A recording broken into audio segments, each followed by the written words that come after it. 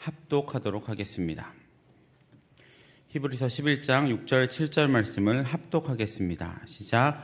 믿음이 없이는 하나님을 기쁘시게 하지 못하나니 하나님께 나아가는 자는 반드시 그가 계신 것과 또한 그가 자기를 찾는 자들에게 상 주시는 이심을 믿어야 할지니라. 믿음으로 노아는 아직 보이지 않는 일에 경고하심을 받아 경유함으로 방주를 준비하고 그 집을 쓰니 이로 말미암아 세상을 정죄하고 믿음을 따르는 의의 상속자가 되었느니라. 아멘. 할렐루야. 오늘도 귀한 주일 오전부터 주의 주님의 전으로 올라오셔서 예배하시고 오후 찬양 예배로 함께하신 모든 성도님들을 주님의 이름으로 환영하고 축복합니다. 예수님의 부활 승천 이후에 성령 강림을 시작으로 우리는 성령의 계절을 살아가고 있습니다. 오늘도 우리와 함께 하시고 이 자리에서 함께 하시는 성령님의 뜨거운 사랑을 깊이 경험하시는 오늘 이 시간이 되기를 간절히 소망합니다. 우리 옆에 계신 분들과 매일 기도하고 있습니다. 인사 나눠주시기 바랍니다. 옆에 계신 분들은 매번 똑같으시죠? 뒤에 계신 분들과도 한번 해볼까요? 매일 기도하고 있습니다. 한 번만 더 해주십시오. 네, 옆에 맨날 똑같은 분들이 앉아 계시는 것 같아서. 네, 히브리서 11장은 우리가 잘 알고 있듯이 믿음장이라고 불리워집니다. 믿음은 바라는 것들의 실상이요 보이지 않는 것들의 증거니 선진들이 이로써 증거를 얻었느니라 라는 이 말씀은 우리가 많이 암송하고 있는 구절 중에 하나죠. 오늘 본문은 히브리서 11장에서 소개되고 있는 믿음의 인물 중에서 노아에 대한 이야기가 등장을 합니다. 우리가 노아를 떠올리면 제일 먼저 떠올리는 게 노아의 방주이실 겁니다. 그리고 홍수, 심판 등등 구약 성경에서 나름 굵직굵직한 사건들이 줄줄이 노아를 생각하면 떠오르는 것들이 많이 있죠. 그만큼 노아에 대해서 우리는 잘 알고 있습니다. 오늘 본문 7절에서 히브리서 기자는 노아를 이렇게 소개합니다. 믿음으로 노아는 아직 보이지 않는 일에 경고하심을 받아 경유함으로 방주를 준비하여 그 집을 구원하였으니 이로 말미암아 세상을 정죄하고 믿음을 따르는 의의 상속자가 되었느니라. 노아는 보이지 않는 것들에 대한 경고를 받아 경유함으로 방주를 준비했기에 믿음으로 산 인물이라고 소개가 되고 있습니다. 이 부분에 대해서는 제가 조금 이따 다시 한번 말씀을 드리겠습니다. 잘 알고 계신 것처럼 이 노아 시대의 사람들은 모두 시집 장가가고 먹고 마시는데 몰두했지만 노아는 하나님의 약속을 붙잡고 말씀에 따라 방주를 지은 믿음의 사람, 하나님과 동행한 사람이다라고 우리는 알고 있습니다.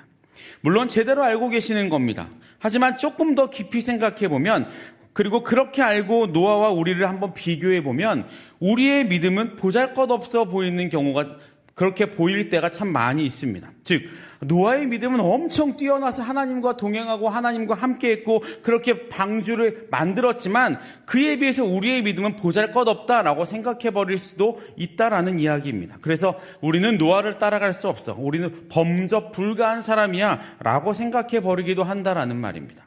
우리가 아무리 믿음이 좋다고 한들 노아처럼 보이지 않는 것들의 경고를 받아 120년 동안 방주를 지을 수 있겠습니까? 여러분들이라면 그렇게 하실 수 있겠습니까? 아무것도 보이지 않는데 하나님이 하라고 하시니까 1, 2년도 아니고 40년, 50년을 한 가지 일에 다 사람들이 보면 욕하는 그 일을 하실 수 있겠습니까? 저는 어려울 것 같습니다. 그렇다면 성경에 노아가 기록된 이유는 너희들은 절대로 이 노아를 따라갈 수 없어 라는 의미로 기록된 것이 아니라는 말입니다. 그래서 노아의 이야기를 오늘 히브리서의 믿음장의 그 믿음과 연결해서 생각을 해보려고 하는데, 그렇게 하려면 이면에 감추어진 이 더 큰 의미들을 먼저 살펴볼 필요가 있습니다. 그러기 위해서 우리는 노아가 만든 방주에 대해서 먼저 살펴보아야 합니다. 방주는 히브리어로 테바입니다.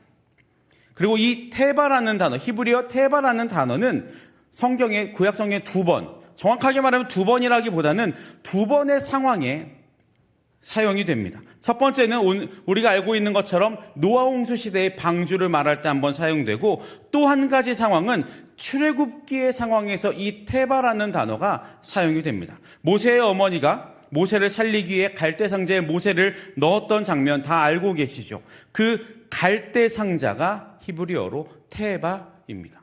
방주를 말하는 것과 똑같은 단어를 사용한다라는 거죠. 다시 노아의 방주로 돌아가서 노아의 방주는 그 시대의 수치인 큐빗으로 규격을 말하고 있는데 지금처럼 미터법이 아니다 보니까 조금 오차는 있지만 지금의 미터법으로 환산을 해보면 가로 길이가 135m, 축구장보다 훨씬 더 길고 너비가 22.5m, 그리고 높이가 13.5m 정도입니다. 한 가지 우리가 유의해서 생각해야 할 것은 이 노아가 지은 방주가 우리가 알고 있는 그런 배가 아니라는 사실입니다. 보통의 배라고 한다면 뭐가 있어야 할까요? 움직이는 키가 있어야 되고요. 또 배를 정박시킬 수 있는 닻이 있어야 하고요. 또 배를 앞으로 가게 할 수 있는, 지금으로 말하면 엔진과도 같은, 당시에는 노가 있어야 그것을 배라고 이야기합니다. 그런데 방주에는 그런 장비들이 전혀 없습니다. 그러니까 사실 이 방주는 엄밀히 따지면 배가 아니고 그냥 엄청나게 큰 나무 상자라고 보는 것이 더 맞습니다. 예전에 이 방주가 얼마나 안전한지에 대해서 여러 기관들에서 실험을 한 적이 있습니다. 크기는 작지만 똑같은 비율로 이 나무 상자를 만들어서 큰 파도에 띄워봤습니다. 실험을 한 거죠. 그런데 그 실험 결과가 아주 이 방주의 그 비율이 아주 이상적인 비율이다라고 연구를 발표한 적이 있습니다. 실제로 또 많은 배들의 비율들이 또 이 방주와도 비슷하다라고 이야기합니다. 그만큼 안전한 구조물이다라고 발표를 한 거죠. 물론 우리가 여기엔 너무 그렇게 초점을 맞출 필요는 없습니다. 하나님이 만드시면 완벽하다. 그건 당연한 얘기고요. 이런 관점으로 우리가 굳이 방주를 생각해 볼 필요는 없다라는 말입니다. 연구는 연구이지 더 큰 의미를 부여하실 필요는 없습니다. 말씀드렸다시피 방주는 그냥 나무 상자입니다. 지금의 배와는 많이 다르다는 의미입니다. 어찌됐든 노아는 하나님의 명령에 따라 이 나무 상자, 방주를 만들고 그것의 안과 밖에 무엇을 칠합니까? 역청을 칠합니다. 재미있는 것은 이 모세를 담아 띄었던 갈대 상자에도 역청을 발랐다는 기록이 나와 있습니다. 사실 이 역청이라는 것은 성경에서 굉장히 중요한 역할을 하는 단어입니다. 창세기에 나오는 이 역청이라는 단어는 히브리어로 코페르인데 이 단어에는 역청이라는 뜻도 있지만 생명의 값, 몸값이라는 의미도 있습니다. 그리고 이 단어를 동사형으로 바꾸면 덮다, 가리다라는 뜻의 카파르라고 읽기도 또 그렇게 쓰기도 합니다. 이 역청의 뜻을 좀 알고 나니까 조금 어디서 많이 들어본 단어들이 좀 나왔죠. 몸값, 생명의 값, 속전. 무엇이 먼저 떠오르십니까? 저랑 같은 것을 떠올리시고 계실 줄로 믿습니다. 예수님이 떠오릅니다.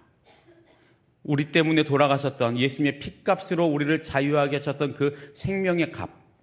다시 말해서 이 방주는 노아의 믿음만을 증명하는 도구로 사용되는 것이 아니라 더 크게 보면, 그래서 구약에서만 끝나는 것이 아니고 신약에서도 나오고 있는 이유가 더 크게 보면 우리를 위해 돌아가신 예수 그리스도에까지 이어질 수 있다라는 의미입니다. 우리가 알고 있다시피 방주에 들어간 사람들은 모두 다 살았고 방주에 들어가지 않은 사람은 모두 다 죽었습니다.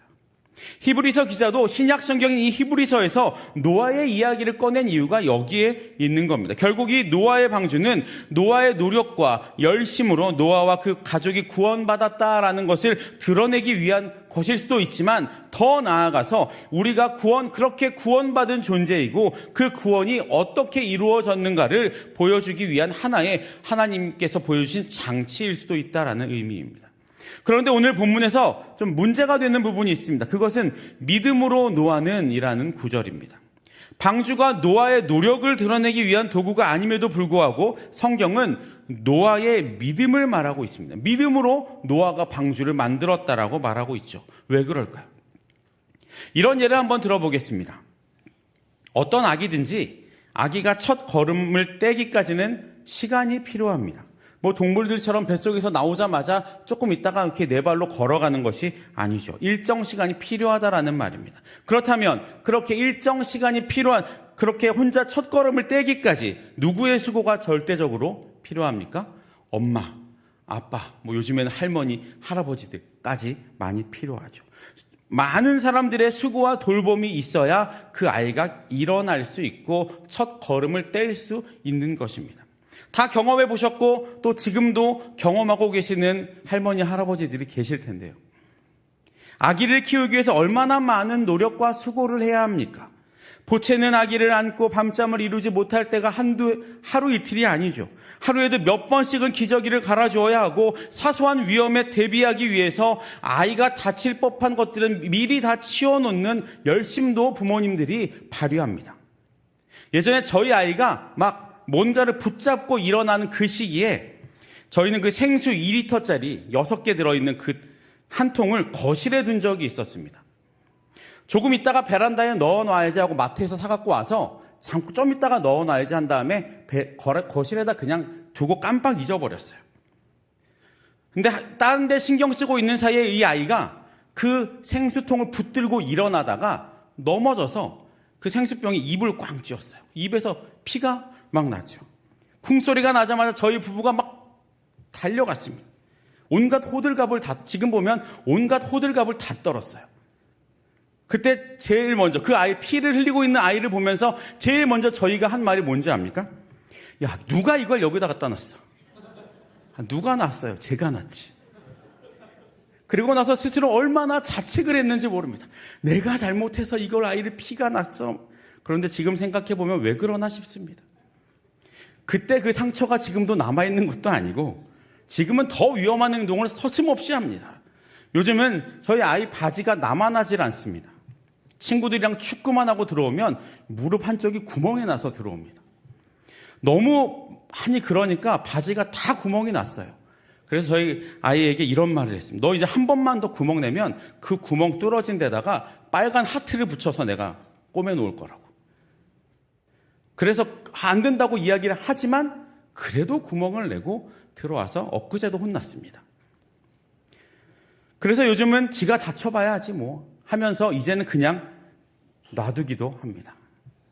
그런데 그 아기 때는 그렇게 호들갑을 떨었던 겁니다. 어찌됐든 그렇게 금지옥엽으로 아이를 저만 아니고 다 그렇게 키웁니다. 그게 끝입니까? 아이를 데리고 어디 나가기라도 하면 짐은 산더미입니다. 휴가라도 가게 되면 제 옷은 하루에 한 벌, 심지어 그것도 중간에 빨아서 입습니다. 그런데 아이의 짐은 어떻습니까? 몇 개가 되고 차 하나가 가득 찹니다. 그러다가 겨우 걸음마를 걷기 시작하면 어떻게 됩니까? 아이의 손을 붙잡고 하나 둘 하면서 걸음마를 계속 시키죠. 그러다가 아기가 혼자 일어나서 걸어갈 때, 드디어 혼자 일어나서 걸어갈 때, 저도 그때가 아직도 생생히 기억이 납니다. 기쁨과 환호성을 지릅니다. 영상으로 찍고 있었는데 요즘에 얼마 전에 보니까 영상에 아이가 없더라고요. 제가 하도 좋아해가지고. 그런데 이 아이가 혼자 힘으로 일어선 것처럼 보이지만 누구의 힘으로 일어난 겁니까? 아이가 아무것도 안 하다가 벌떡 일어난 게 아니죠. 그때까지 부모의 노력과 부모의 붙듦이 있었고 돌봄이 있었고 아이도 자신이 넘어지더라도 지금까지 언제나 내가 넘어질 때 바로 오셨던 아빠와 엄마가 있으니까 그 엄마 아빠를 믿고 일어나는 것을 두려워하지 않고 일어나게 되었던 거죠. 이렇게 아이가 일어나기까지의 과정으로 가는 것, 그것이 바로 믿음으로의 속뜻입니다. 다시 말해서 이 믿음으로의 속뜻은 하나님이 도우셨고 하나님이 함께 하셔서 이루어 주셨다라는 말이 들어가 있다라는 겁니다. 그렇기 때문에 이 믿음이라는 것은 우리가 얻어낼 수 있는 것이 아니고 하나님의 선물입니다. 내가 의지적으로 믿을 수 있는 것처럼 보이지만 실상은 그 믿게 되는 과정까지도 하나님이 도우시지 않으면 우리는 믿지 못하게 된다라는 의미입니다. 그 놀라운 선물에 감사하시는 저와 여러분들 되시기를 주님의 이름으로 축복합니다. 노아 시대를 좀 더 자세히 살펴보기 위해서는 창세기를 더 살펴보아야 합니다. 창세기 6장 5절에는 당시 상황을 이렇게 기록합니다. 여호와께서 사람의 죄악이 세상에 가득함과 그의 마음으로 생각하는 모든 계획이 항상 악할 뿐임을 보시고, 당시에 이 사람들은 생각까지도 악했다라고 성경은 말합니다. 그럼 그들은 하나님이 보실 때 죄값으로 죽어 마땅한 사람들이었고, 그렇게 하나님은 당시 세상을 심판하기로 결정을 하셨죠. 그런데 그렇게 심판을 작정하신 본문 창세기 6장 8절을 보면 이런 말이 있습니다. 그러나 노아는 여호와께 은혜를 입었더라.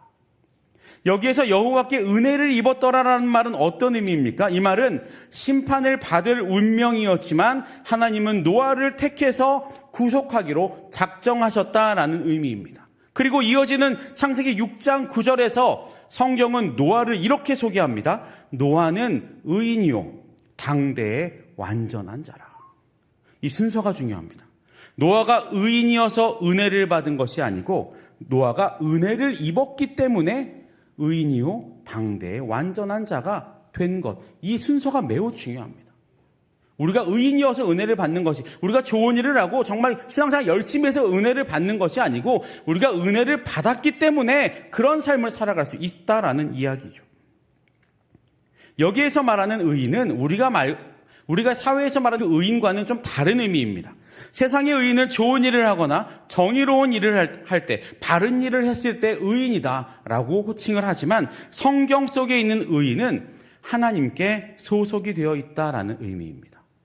즉, 은혜를 입었기 때문에 하나님의 자녀가 된 것이고 이것이 바로 의롭게 되었다라는 의미가 된다는 겁니다. 이런 특권을 근거로 내세울 공로가 없는 우리를 하나님이 택해 주셨습니다.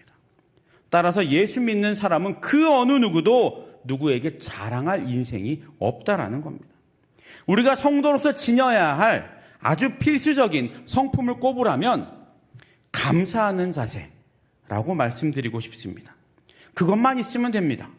우리는 그 은혜에 한량없는 감사, 그것만 하나님께 올려드릴 수 있으면 모든 것이 다 해결이 됩니다. 우리에게 조건 없는 은혜를 허락하신 그 하나님께 감사할 수 있는 마음이 우리에게 있어야 한다는 거죠. 그런 감사의 마음으로 하나님을 기쁘시게 하는 저와 여러분들 되시기를 간절히 소망합니다. 그렇다면 창세기에서 말하고 있는 당대의 완전한 자, 좀 전에 노아를 소개할 때 말씀드렸던 당대의 완전한 자라는 부분을 우리는 어떻게 해석할 수 있을까요? 여러분, 완전하다라는 말이 우리에게 어울리는 말입니까? 우리 사람이 완전할 수 있습니까? 우리는 완전할 수 없습니다. 약점과 허물과 연약함과 죄성의 때둘로 얼룩져 있는 존재가 바로 우리의 모습입니다. 우리가 잘 알고 있는 신약 성서의 탕자를 한번 생각해 보십시오. 둘째 아들이 아버지에게 자신의 몫을 상속받아 길을 떠납니다. 당시의 이 시대의 이런 행위는 아버지와의 절연을 뜻합니다. 우리말로 하면 아버지가 이 아들을 당장 호적에서 파버려도 아무 상관이 없다라는 의미입니다.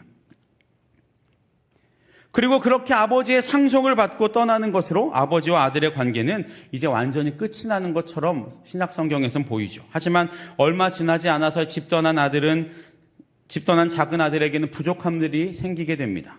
거지같이 되었다라가 아니라 거지가 되었죠. 이방인에게 빌붙고 그것도 모자라서 돼지우를 해서 돼지와 함께 지내면서 돼지가 먹는 쥐염 열매를 먹고 살아갑니다. 집 나간 둘째는 그제야 아버지의 집에서 평화롭고 풍요로운 날들이 떠오릅니다. 배가 고프니 체면 따위는 생각나지가 않고 굶어 죽기 일보 직전에 용기를 내어 아버지의 집으로 돌아가자라는 결단을 합니다. 그렇게 집으로 돌아가 아버지를 만나는 장면을 성경에서는 뭐라고 묘사를 하고 있냐면 아직도 거리가 먼데 아버지가 그를 보고 라고 묘사하고 있습니다. 아버지가 먼저 멀리 떨어져 있는데 아버지가 먼저 아들을 알아보았다라는 겁니다. 떠나갈 때와는 달리 거지몰골이 되었지만 아버지는 아들을 알아본 것입니다. 맨발로 달려가서 아들의 목을 끌어안고 입을 맞추고 기뻐합니다. 그런 아버지의 모습에 더 미안해하는 아들을 집으로 데리고 와 살찐 송아지를 잡아줍니다. 이 아버지는 항상 최고의 것을 아들에게 주는 사람입니다. 좋은 옷을 입히고 거렁뱅이로 살았던 그의 발을 닦이고 신발을 신기고 손에 가락지를 끼워줍니다.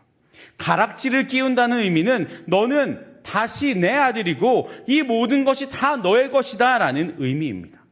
이로써 탕자였던 둘째 아들은 다시 아버지의 둘째 아들이자 상속자로 지위와 권리가 회복되고 이제 탕자가 아닌 아버지의 둘째 아들로 온전해졌습니다.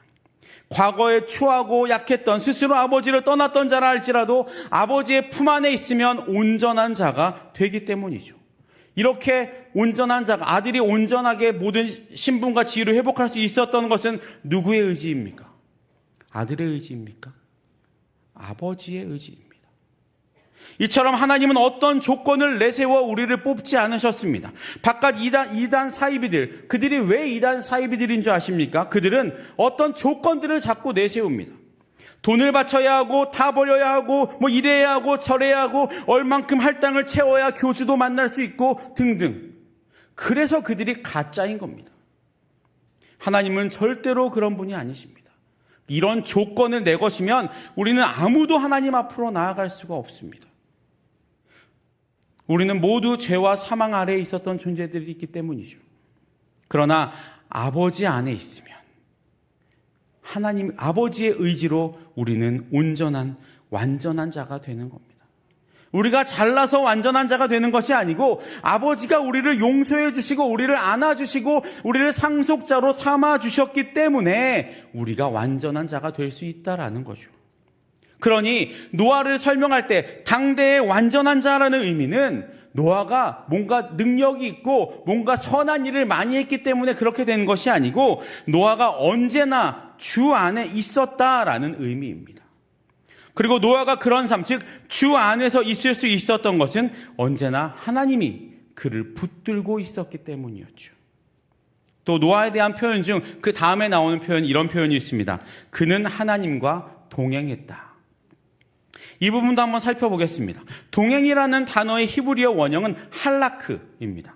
이 단어의 뜻은 걷다, 가다라는 의미입니다. 그런데 중요한 것은 이 단어 할라크라는 단어 앞에 있는 히브리어 문장 에트아하 엘로힘이라는 단어의 문장입니다. 이 문장은 하나님과 라고 번역을 할 수 있는데 이 두 단어 에트하 엘로힘과 할라크를 합쳐서 번역하면 하나님과 걷다라는 의미가 되죠. 조금 더 자세하게 번역을 해보면 하나님께서 노아에게 와주시고 그와의 교제를 허락해 주셔서 노아가 하나님과 함께 길을 걸어간다라고 번역을 할 수 있습니다. 저는 이 말에서 엄청난 그 따뜻함을 느꼈습니다. 여러분 따뜻하지 않습니까? 하나님이 나에게 오셔서 나와 함께 가주신답니다. 그냥 나에게 오셔서 내가 가는 길 뒤따라 오시는 게 아니고 나에게 오셔서 나와 함께 걸어가신다는 겁니다. 여러분 이 놀랍고 행복한 상황이 저와 여러분들에게도 동일하게 임할 수 있기를 주님의 이름으로 축복합니다. 우리가 지금 살펴본 노아, 의인이요 당대의 완전한 자라 그는 하나님과 함께 동행하였으며 라고 노아를 소개한 이 문장에 사실 노아의 의지는 하나도 없습니다. 하나님이 함께 해주시니까 의인이 되었고 하나님이 받아주시니까 완전한 자가 되었고 하나님이 오셔서 함께 걸어주시니까 하나님과 동행하는 자가 된 겁니다. 따라서 노아의 인생은 노아의 믿음이 만든 것이 아니고 그의 인생을 붙들고 계셨던 하나님의 손길에 100% 달려 있었던 겁니다. 그런 시각에서 노아의 홍수가 시작되는 장면을 보시면 하나님은 노아를 택하시고 노아의 방주를 만들고 방주에 들어가 홍수가 시작되는 그 시점까지 그 모든 마무리까지 하나님이 짓고 계시다는 것을 우리는 발견할 수 있습니다. 창세기 7장 16절에서 이렇게 기록이 되어 있습니다. 들어간 것들은 모든 것의 암수라 하나님이 그에게 명하신 대로 들어가매 여호와께서 그를 들여보내고 문을 닫으시니라. 누가 문을 닫았습니까? 노아가 닫았습니까? 하나님이 닫으셨습니다. 문을 여는 것도 하나님이 하셨고 문을 닫는 것도 하나님이 하셨습니다. 방주의 마침표, 이 문을 닫는 건 그 마침표는 하나님이 찍으셨다라는 말입니다. 노아는 그저 하나님의 일에 하나님의 동행하심에 반응하고 순종하기만 한 겁니다. 하나님과 동행한다는 것은 하나님의 손에 붙들려 모든 일의 결과를 하나님께 맡기는 것입니다. 우리가 교회에 다니게 된 사연들은 정말 다 다양합니다. 여기 앉아 계신 분들 한 분 한 분 다 다른 사연들로 이 성전 앞에, 교회 앞에, 하나님 앞에 오셨을 겁니다. 누군가의 손에 이끌려 오시기도 하고 스스로 오시기도 하고 신방을 다녀보면 혼자 나오기 어렵다고 나 좀 데려가 달라고 하셔서 교회로 오신 분들도 계십니다. 또 청년들 같은 경우에 마음에 드는 이성이 있어서 교회에 오는 청년들도 있습니다. 하지만 저마다의 이유가 무엇이든 어떤 모양으로 왔던 하나님께서 부르지 않으시면 우리는 이 자리에 올 수 없습니다. 지금 이 자리에 계신 여러분들은 어떤 모양으로든 하나님이 부르셨고 그 하나님의 부르심에 반응하셔서 이 자리에 온 것이고, 아직도 세상 가운데 있는 사람들은 지금도 부르고 계시는 하나님의 부르심에 반응하지 못한 사람들일 뿐입니다. 우리가 낫고 그들이 못하다는 말이 아니고, 우리는 그저 하나님의 부르심에 먼저 반응한 거고, 그 사람들은 아직도, 안타깝지만 아직도 반응하지 못한 것, 그것만 차이가 있을 뿐이라는 말입니다. 그런 의미에서 이 자리에 있는 우리는 정말 은혜 중에 은혜, 기적 중에 기적, 은총 중에 은총을 받으신 사람들임을 믿으시기를 주님의 이름으로 축복합니다. 이제 창세기를 벗어나 오늘 본문 히브리서 11장 7절을 함께 볼 텐데, 우리 11장 7절을 함께 읽어보도록 하겠습니다. 11장 7절입니다. 시작. 믿음으로 노아는 아직 보이지 않는 일에 경고하심을 받아 경유함으로 방주를 준비하여 그 집을 구원하였으니 이로 말미암아 세상을 정죄하고 믿음을 따르는 의의 상속자가 되었느니라. 아멘. 여기서 경고하심을 받아라는 부분을 이 헬라어 원어로 보면 크레마티조인데, 이 단어의 의미는 일반적으로 지시하다, 경고하다라는 의미가 있습니다. 그런데 이 단어를 성경적인 의미로 사용하면 신의 명령을 주다, 하나님의 명령을 공포하다, 하나님이 맡기셨다라는 의미입니다. 즉 하나님이 먼저 노아에게 방주 만들 것을 맡기셨고 명령을 주셨기에 노아가 방주를 준비했다는 겁니다. 그래서 오늘 본문 7절에 믿음으로 노아는 이라는 이 부분의 주체는 앞에도 말씀드렸지만 노아가 아니고 하나님입니다. 오늘 본문을 통해서 우리가 보아야 할 것이 바로 그것입니다.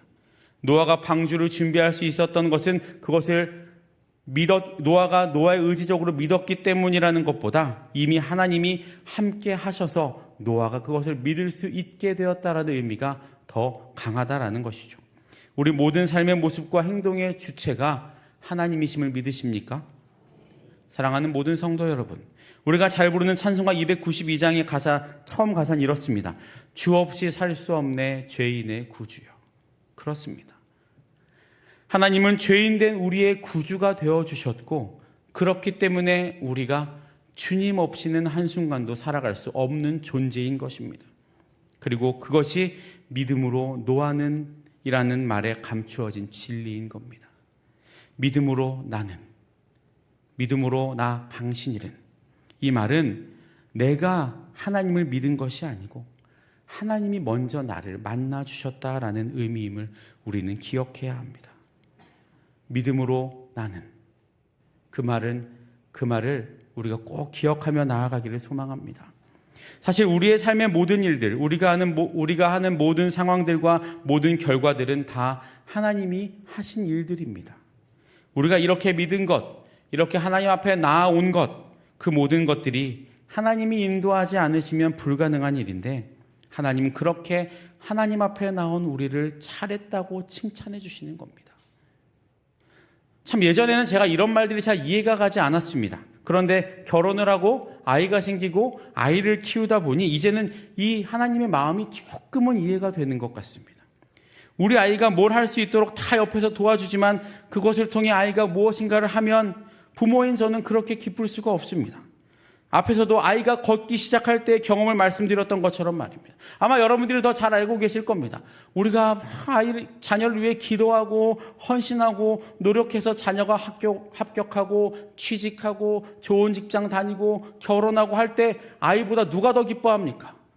부모님들이 더 기뻐하시지 않습니까? 그것이 하나님의 사랑인 것입니다.